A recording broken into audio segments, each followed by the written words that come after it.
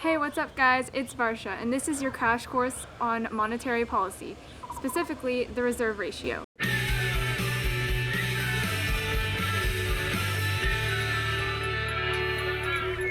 Let's head over to Taylor to see what even is this monetary policy.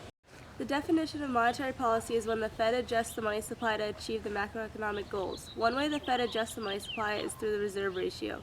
The reserve ratio is the percent of deposits the bank must hold on to and cannot loan out. The Fed has the power to increase or decrease this reserve ratio. Thanks, Taylor. Now that we know a little more on this policy and what the reserve ratio is, let's see how it affects the money supply. Over to you, Lexi.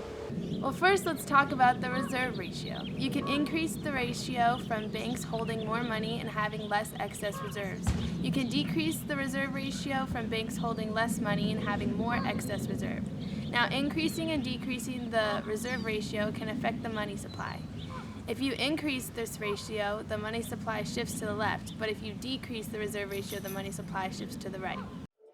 Thanks, Lexi. Now on to Darren to describe how this affects the overall graph.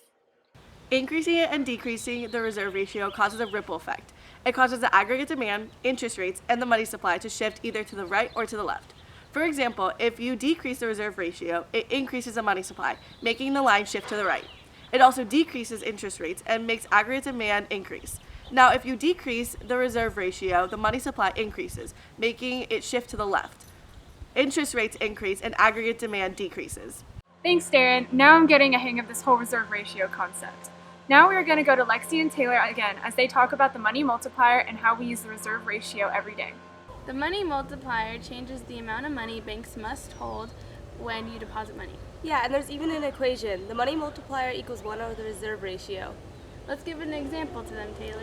Okay, Lexi, so let's say the bank has a reserve ratio of 10% and you deposit $100. How much does the money supply increase? Okay, let's start with the information we know. Let's use the equation Taylor gave us earlier. You mean the 1 over the reserve ratio? Yeah, that one. So put the reserve ratio as a decimal. See, it would be 1 over 0.1. The answer would come out to be 10. But Lexi, what do you do with that 10? It still doesn't give us the answer to the question.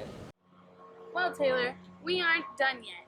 From there, we multiply 10 to the total amount deposited, which is $100. That means there is now $1,000. Okay, that's all right. The answer is 1,000? No, the answer is 900. The question asked for how much new money is added into the money supply.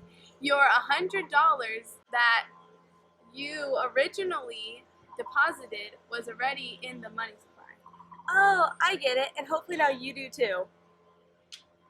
Wow, guys, I really get the reserve ratio concept now. Till next week, Crash Course viewers.